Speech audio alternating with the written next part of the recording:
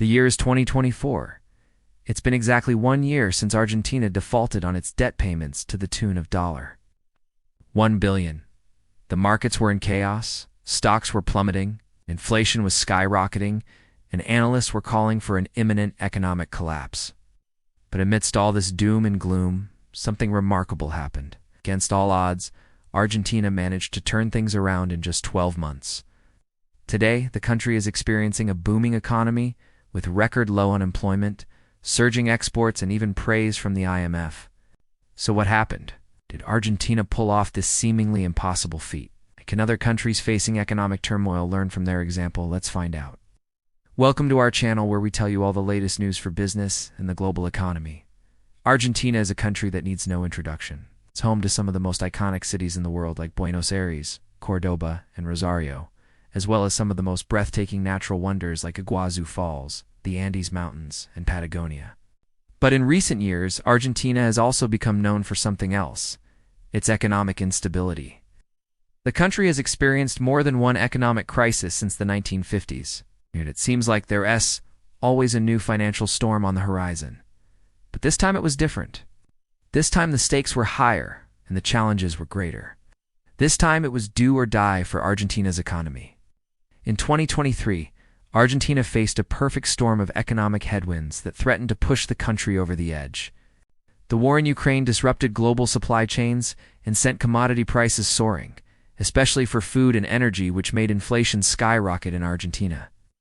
Drought and climate change also hit hard, slashing agricultural production and exacerbating shortages of essential goods. On top of that, Argentina had to deal with the aftermath of the COVID pandemic, which left the country with a mountain of debt and a gaping hole in its public finances. And if that wasn't enough, Argentina also had to contend with social unrest and political polarization that made policymaking even more difficult.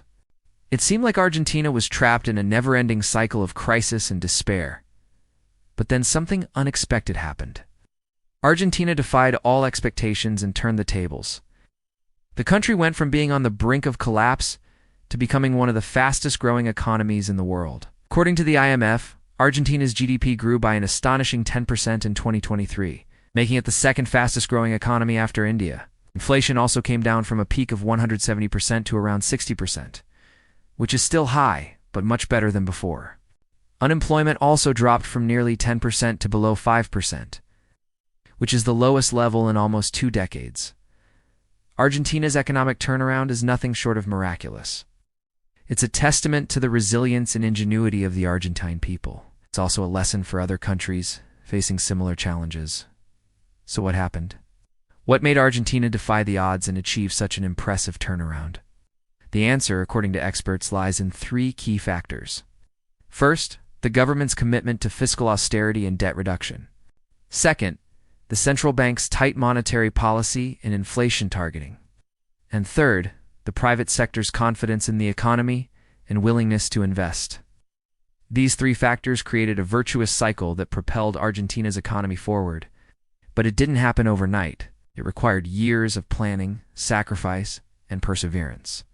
The government had to make some tough decisions to cut spending, raise interest rates, and devalue the currency. But they stuck to their plan, and the results speak for themselves. Argentina's economy is now growing faster than ever before. Let us take a closer look at each of these factors and how they contributed to Argentina's success story. Factor No. 1. Fiscal austerity and debt reduction. When Milei took office, Argentina was in a precarious fiscal position. The country was running a huge budget deficit of around 5% of GDP. It was also servicing a heavy debt, a burden of around $350 billion. This left little room for maneuver for the government and exposed the economy to external shocks. So the government decided to implement a series of measures to reduce spending, increase revenue, and bring down the deficit.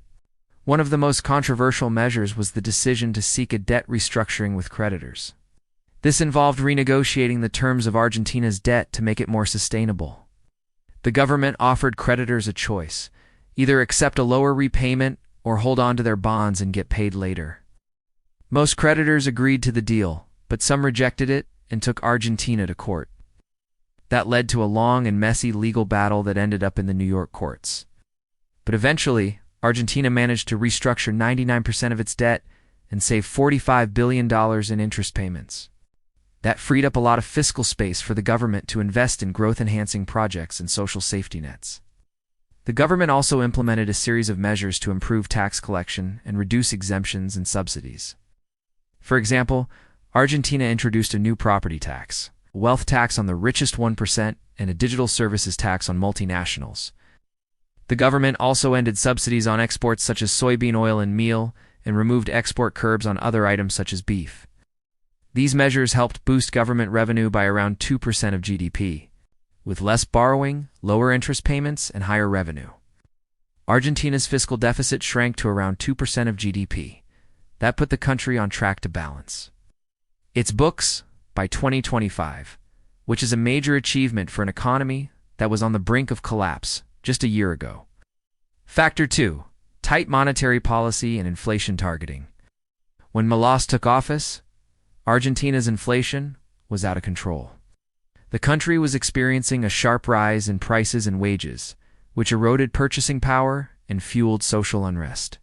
The central bank had already raised interest rates to nearly 100 per year, but inflation kept accelerating. So the government decided to adopt a new monetary and policy framework that would anchor inflation expectations and restore price stability. They set an inflation target of 60% for 2023 and 35% for 2024. Then they adjusted interest rates and money supply to meet those targets.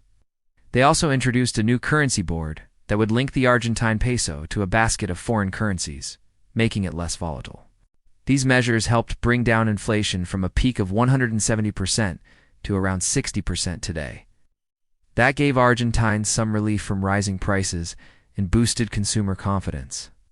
It also helped attract foreign investors who saw less volatility and more certainty in the economy. Factor 3.